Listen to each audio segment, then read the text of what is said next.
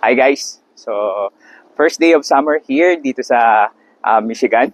At niyaya ko yung mag-ina ko na lumabas dahil medyo napagod ako sa trabaho ko. Kanina may mga tasks ako na kailangan gawin. So, sabi ko, kain tayo sa labas. So, literal, nandito kami sa labas ngayon.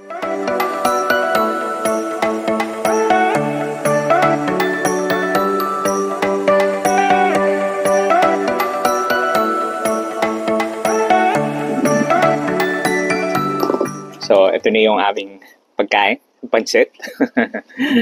Nagdala kami saging and paper plates and spoons and tubig ng mga bata and Gatorade and chips lang. Yon. So, yun na yung aming kain sa labas. Okay. Sabi ko nga kanina, lumabas kami ng mag-anak para kumain dito sa labas and earlier nagtatrabaho ko. So, medyo napagod lang ako, kaya sabi ko, labas na lang muna tayo para makahinga. And yun, having said that, yung sa trabaho ko, a lot of things na kailangan kong aralin.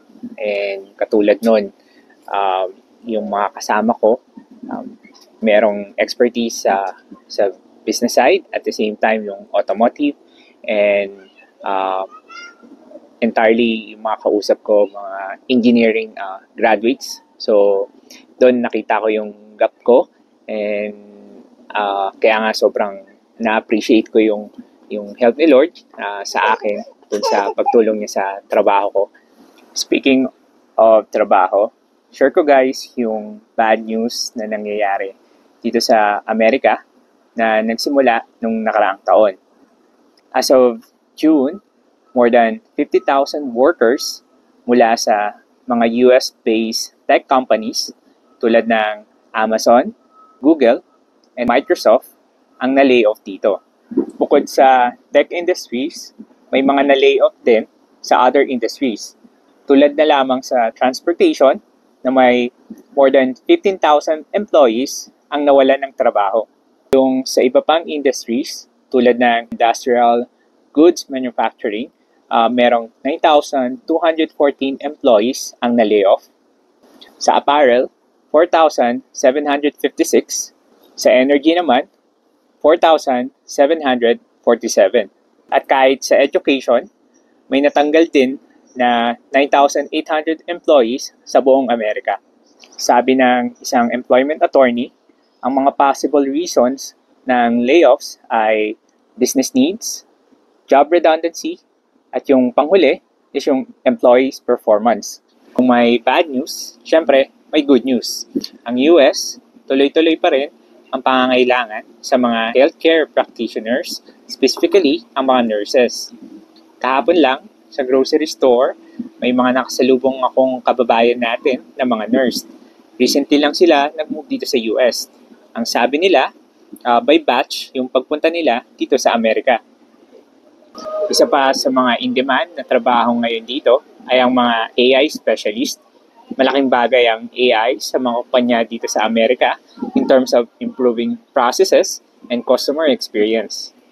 In-demand din ang cybersecurity dahil sa dumaraming cyber attacks na nagiging malaking problema ng mga kumpanya. Kaya sa mga magka-college pa lang at nangangarap na magtrabaho at mamuhay dito sa Amerika, maaari niyong pag-isipan yung mga kursong related sa healthcare industry, AI, at cybersecurity. Before we end, shoutout muna kay Chef Allen from Chicago, Illinois. Thanks, Chef, sa pagluto ng na-miss naming palabok at pag-promote ng aming vlog. Shoutout din kay Tito Bob from California. Thank you sa shoutout at palaging pag-comment sa aming vlogs. Please subscribe to their growing channels. At syempre, don't forget to subscribe to our channel as well for more updates about Buhay Amerika. Thank you and God bless. Ali! Yung sapatos niya. Ali! Oh, wait.